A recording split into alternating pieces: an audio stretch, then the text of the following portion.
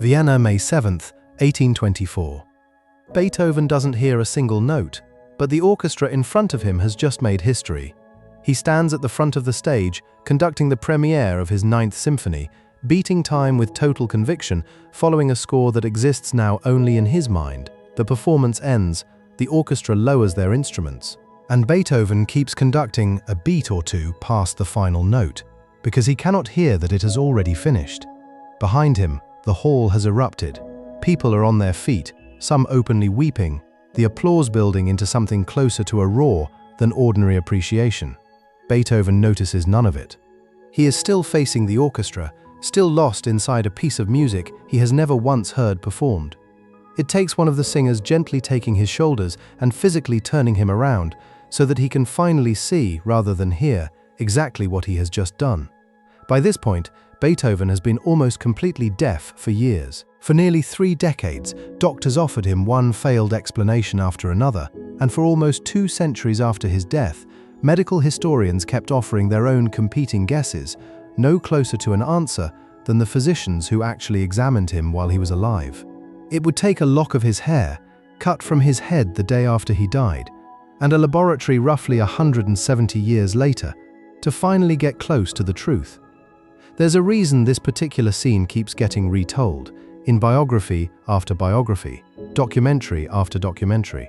It captures, in a single physical gesture, the entire shape of Beethoven's later life, a man creating some of the most celebrated music in human history from entirely inside his own head, guided by nothing but memory, internal calculation, and decades of accumulated musical instinct, because the actual external sound of an orchestra had become almost completely unavailable to him. Quick warning before we go further. This one is genuinely strange, and every word of it is true, including the part where the same substance that was likely poisoning him for decades was, in a particularly bitter irony, also probably being fed to him deliberately by physicians who believed it was helping. Beethoven's hearing did not vanish all at once. The first signs appeared in his late 20s, around 1798, as a persistent ringing and buzzing in his ears that he initially dismissed, the way anyone might dismiss an annoying but presumably temporary symptom. Over the following years, the ringing didn't fade. It got steadily worse, joined eventually by a growing difficulty distinguishing words in conversation, especially in crowded rooms or when several people spoke at once. For a composer and performer whose entire professional identity depended on his ears, this was not a minor inconvenience. It was an existential threat, and Beethoven understood that immediately, even as he spent years trying to hide the severity of it from almost everyone around him. By 1802, in his early 30s, the isolation and despair had become severe enough that Beethoven retreated to the small town of Heiligenstadt, outside Vienna, and wrote a long, anguished letter addressed to his 2 brothers, a document historians now call the Heiligenstadt Testament. In it, he describes years of concealing his condition out of shame, avoiding social gatherings specifically to prevent people from discovering how little he could actually hear, and states plainly that he had seriously considered ending his own life, held back largely by his devotion to the music he still felt compelled to create. He writes of standing beside a friend in a field, unable to hear a shepherd's flute playing nearby that his companion could hear with perfect ease, and describes the particular despair of that moment with an intensity that makes clear just how completely his isolation had already set in. The letter was never sent. It was found among his papers only after his death, 25 years later. What makes the Heiligenstadt letter so striking, read now with the benefit of everything researchers eventually uncovered, is that Beethoven himself had no framework at all for understanding what was actually happening to him. He interpreted his condition entirely as a personal catastrophe, a cruel and inexplicable twist of fate, specifically targeting the one sense his entire career depended on, with no sense whatsoever that an identifiable external cause might be slowly, invisibly at work. What makes Beethoven's case so strange, medically, is not simply that he went deaf. Composers and musicians have lost their hearing before and since, usually for straightforward, well-understood reasons. What made his case genuinely puzzling to the physicians who treated him, and to the historians who kept investigating long after, was the entire constellation of symptoms surrounding the hearing loss, a pattern that never quite fit any single tidy diagnosis. Alongside the progressive deafness, Beethoven suffered for most of his adult life from severe, chronic abdominal pain, along with recurring bouts of diarrhea and periods of what contemporaries described as significant irritability and mood instability, symptoms so persistent that some of his own friends and associates believed at various points that he was simply a difficult and volatile personality, rather than someone dealing with an underlying physical condition nobody around him could actually name. Contemporary letters from friends and acquaintances describe sudden, uncharacteristic outbursts of temper, followed at other times by periods of profound withdrawal, a pattern his social circle mostly interpreted through the lens of artistic temperament, the assumption being that genius simply came bundled with difficulty, rather than through any suspicion that something specific and physical might be driving the inconsistency. The doctors who treated Beethoven across his lifetime tried a wide range of explanations, none of which held up particularly well, even by the standards of their own era's limited medical knowledge. Syphilis was proposed by some physicians, largely because it was a common catch-all explanation for a huge range of unexplained chronic symptoms in the 19th century, though no clear evidence in Beethoven's own medical history specifically supports it. Typhus, contracted at some point in his life, was suggested as a possible cause of long-term auditory nerve damage. Otosclerosis, a specific condition involving abnormal bone growth in the middle ear, was proposed based partly on autopsy findings, though it doesn't naturally explain the abdominal and systemic symptoms that ran alongside the hearing loss. Later historians, working with increasingly sophisticated medical knowledge, proposed autoimmune conditions, inflammatory bowel disease, and several other candidates, each accounting for some of Beethoven's symptoms while leaving others frustratingly unexplained. Beethoven himself was hardly a passive patient in all of this. Contemporary accounts describe him consulting a long succession of physicians throughout his adult life, growing increasingly frustrated and distrustful with each one who failed to offer any real relief, and at various points experimenting, sometimes against explicit medical advice, with his own theories about diet, cold baths, and other remedies popular in his era. None of it slowed the progression of his hearing loss in any meaningful way, and by his mid-40s, he was relying primarily on written conversation books, carried everywhere so that visitors could write down what they wanted to say to him, dozens of which survive today and offer historians an unusually direct window into his daily frustrations, his sharp wit, and the sheer persistent difficulty of his condition. Here's what nobody could explain for almost 200 years, no single diagnosis, proposed across nearly 2 centuries of increasingly informed guessing, ever managed to account for the entire picture at once: the specific pattern and progression of the hearing loss, the chronic abdominal pain, the mood changes, and the other complaints scattered across Beethoven's own letters and the recollections of those who knew him. Beethoven died in Vienna on March 26, 1827, at 56 years old. In the years leading up to his death, his overall health had deteriorated significantly, including serious liver problems that many historians believe ultimately contributed directly to his death. By his own explicit request, an autopsy was performed, motivated at least partly by Beethoven's own stated wish that whatever was wrong with him might eventually be understood, even if that understanding came too late to help him personally. The autopsy documented significant damage to his auditory nerves and inner ear structures, along with serious liver disease consistent with what would today be recognized as cirrhosis. It did not, and could not, explain why any of this had happened in the first place, because the specific chemical tools required to answer that question simply didn't exist yet, and wouldn't exist for well over a century. In the years leading up to his death, in keeping with a custom of the era, several people close to him cut locks of his hair as keepsakes, a fairly ordinary practice for honoring someone recently deceased, especially someone of Beethoven's stature. One of these locks was cut by a young musician named Ferdinand Hiller, who had visited Beethoven during his final illness, accompanied at the time by his own father. Hiller kept the lock for the rest of his life, eventually passing it down through his family, and it remained a private heirloom for well over a century, largely unknown outside a small circle of collectors and Beethoven specialists. That particular lock of hair would go on to have a genuinely remarkable journey of its own. It survived being passed between multiple owners across more than a century and a half, reportedly surviving Nazi-occupied Denmark during the Second World War, hidden among a Danish family's possessions, specifically to keep it out of danger. before eventually surfacing again, decades later, and being purchased at a Sotheby's auction in 1994 by a small group of collectors specifically interested in Beethoven's medical history, rather than in the hair as a musical relic in the conventional sense.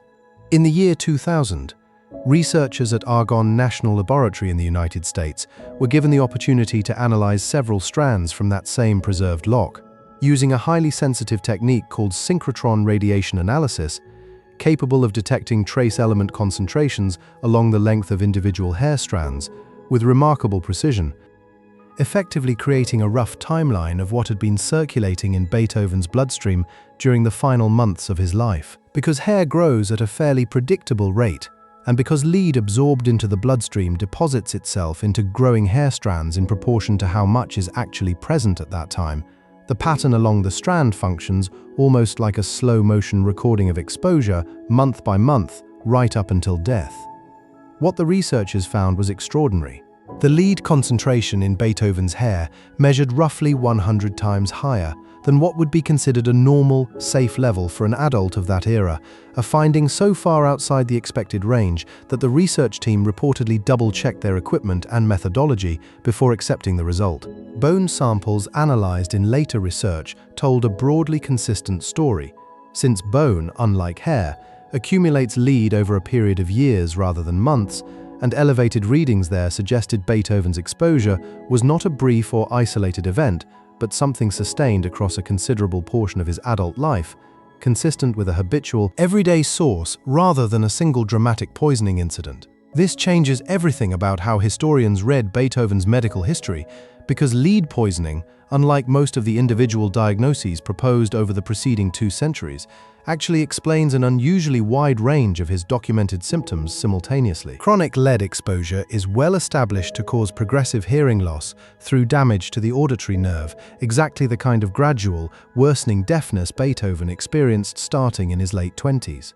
It also causes exactly the kind of severe abdominal pain, sometimes historically called painter's colic, because of how common it was among tradespeople regularly exposed to lead-based materials, along with the kind of irritability, mood swings, and cognitive symptoms that Beethoven's contemporaries had long attributed simply to his difficult temperament. And chronic lead exposure is also strongly associated with serious liver damage, consistent with the cirrhosis identified at his original 1827 autopsy. Beethoven is far from the only historical figure whose documented symptoms and behavior have, in hindsight, been connected to suspected lead exposure. Researchers studying the doomed Franklin expedition, a 19th-century British attempt to chart a northwest passage through the Arctic that ended with the entire crew perishing, found significantly elevated lead levels in the preserved remains of expedition members, likely linked to the sodared tin cans used to preserve their food supply, genuinely different exposure route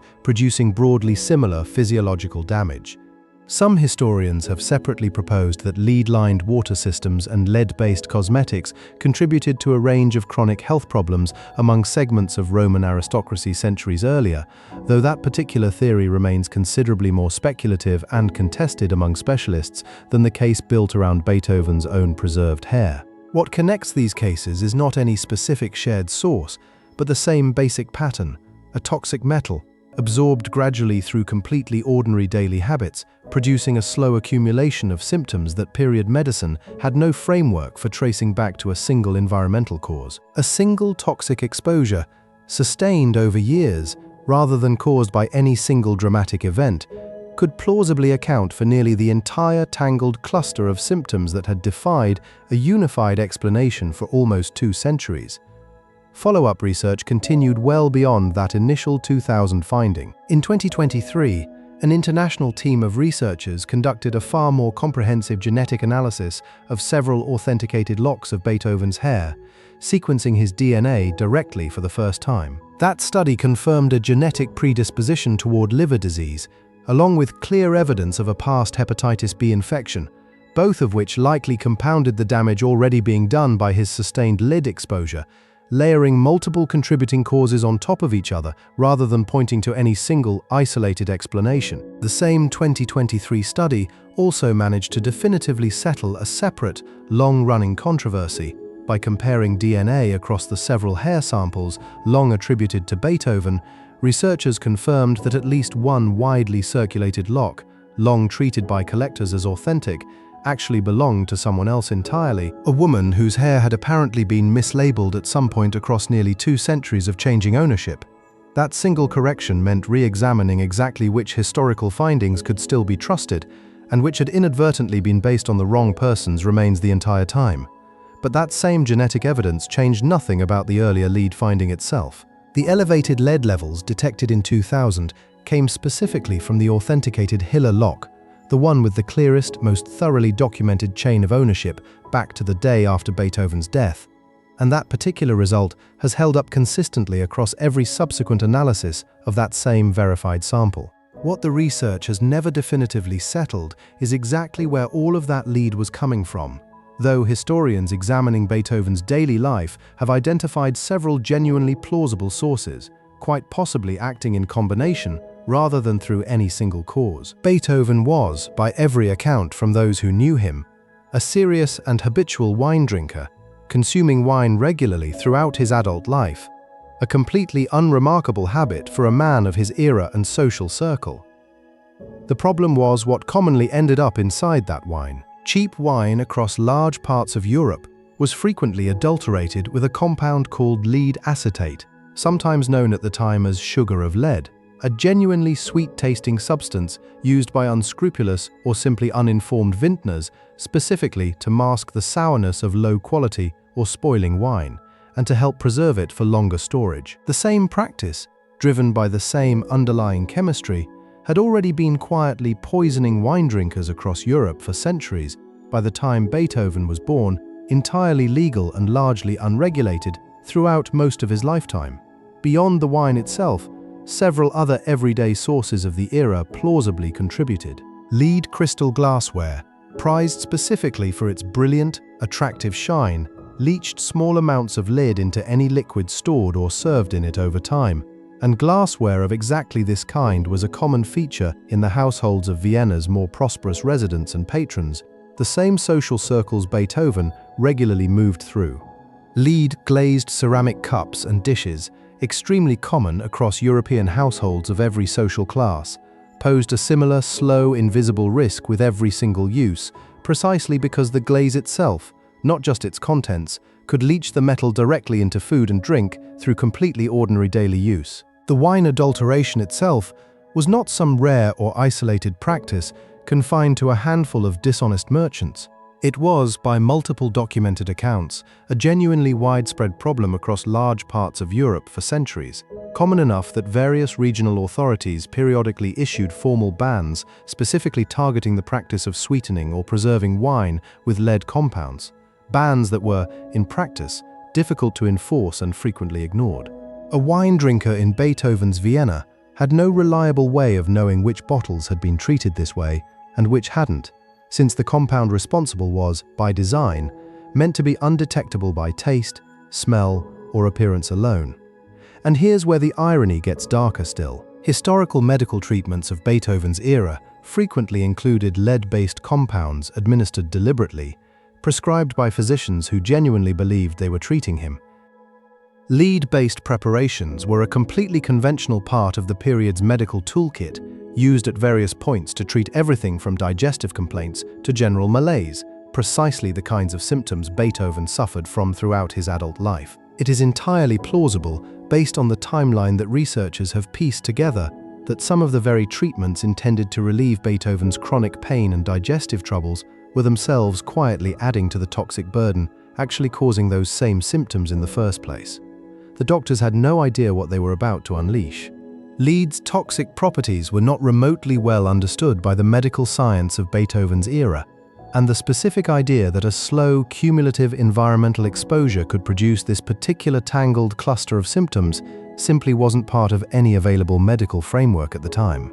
They were, in a very real sense, treating a poisoning with the poison itself, entirely unaware that this was what they were doing, prescribing the very substance most likely responsible for the symptoms they were trying so earnestly to relieve. Beethoven, for his part, followed his physician's instructions largely because he had no reason not to, trusting the same medical authority that, across nearly 30 years, never once identified what was actually wrong with him. Stand back at that 1824 premiere one more time, watching a man being physically turned around because he cannot hear the sound of an entire hall celebrating the symphony he just conducted from memory. For nearly 2 centuries afterward, that scene was treated purely as a story about extraordinary willpower overcoming an unexplained affliction, a composer triumphing over adversity nobody could quite name. The strangest part? None of it required villainy of any kind. No single person poisoned Beethoven deliberately. No conspiracy, no malice, nothing resembling the dramatic causes historians spent 2 centuries half hoping might eventually explain such an extraordinary life cut short by such a strange collection of ailments. It was simply the ordinary furniture of his era, absorbed one glass, one cup, one prescribed remedy at a time, over the course of decades, by a man who had no framework whatsoever for suspecting any of it. The lead in a single preserved lock of his hair didn't diminish Beethoven's triumph in the slightest. If anything, it recontextualizes it entirely. This wasn't simply a composer overcoming an inexplicable, almost mythic affliction through sheer force of will. It was a specific man, slowly and invisibly poisoned by the most mundane objects in his own daily life, who kept composing anyway, who kept conducting anyway, and who produced some of the most significant music in Western history while carrying, without ever once knowing it, a toxic burden his own body had been fighting for the better part of 30 years. The final explanation, when it finally arrived, took nearly 200 years and a laboratory that didn't exist yet when he died. But it finally explained, in painstaking chemical detail, exactly what that triumph had actually been fought against, one ordinary glass of wine at a time. Subscribe. And next time you raise a glass to celebrate something, spare a thought for the composer who quite possibly never should have raised his at all.